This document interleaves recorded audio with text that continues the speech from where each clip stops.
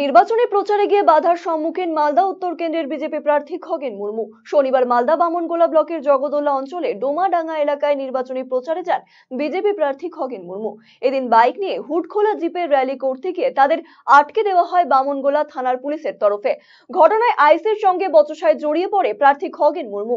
Police প্রশাসনের কাছে অনুমতি নেওয়ার পরেও ইচ্ছাকৃতভাবে তাদের র্যালি আটকে দেওয়া হয়েছে। উত্তর মালদার তৃণমূল প্রার্থী তথা প্রাক্তন পুলিশ কর্তা প্রসূন বন্দ্যোপাধ্যায়ের অঙ্গুলি হেলনে বিজেপি প্রার্থীদের অহেতুক হয়রানি করা হচ্ছে বলে অভিযোগ করেছেন খগেন বাবু।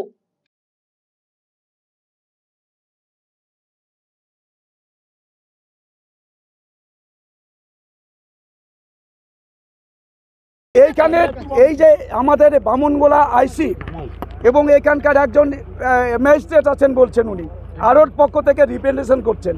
ওনারা আমার র্যালি, আমার এখানে একটা মোটরসাইকেল কয়েকটা আছে, আমার কার্যকর্তারা আছেন, আমাদের গাড়িতে আমার কার্যকর্তারা আছেন, গাড়িটা আটকে দিয়েছেন। আমার ক্যান্ডিডেটের গাড়ি আটকাতে পারে এরা আটকাচ্ছে। এবং যখন জিজ্ঞেস করছে আপনারা আমাকে আটকাচ্ছেন কেন, না আপনাকে তো আটকায়নি, অথচ গাড়ির সামনে দাঁড়িয়ে আছে এখানে এই যে এখানকার আইসি এবং এখানকার কে আছেন আরোর রিপ্রেজেন্টেটিভ, ওনারা ম্যাজিস্ট্রেটের এখানে দায়িত্ব পালন করছেন। এটা আটকাতে পারেন না। তো ক্যান্ডিডেটকে আটকে দিয়ে আজকে 1 ঘন্টা আমাকে ডিটেইন করাচ্ছে। এইসব হচ্ছে এখানে তৃণমূলের নির্দেশ, এটা চলছে।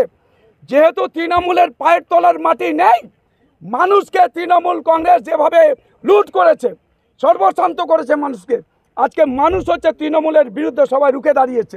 তাই এরা এখানে ফাঁকা মাঠে এসে এখানে আটকাচ্ছে। একটা গ্রামে আটকান না, ওটা আটকানোর ক্ষমতা ষড়যন্ত্র পুরোপুরি। এটা হচ্ছে বিজেপির ক্যান্ডিডেটকে আটকানো মানে বিজেপির প্রচার বন্ধ করো, এটা ইন্টেনশনাল। আমরা অনুমতি চেয়েছি, অনুমতি ওরা গতকালও আটকে দিয়েছিল।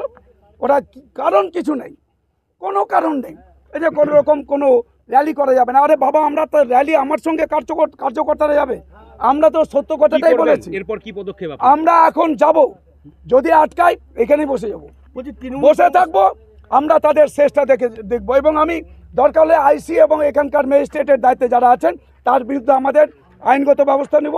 আমরা নির্বাচন কমিশনের কাছে যাব।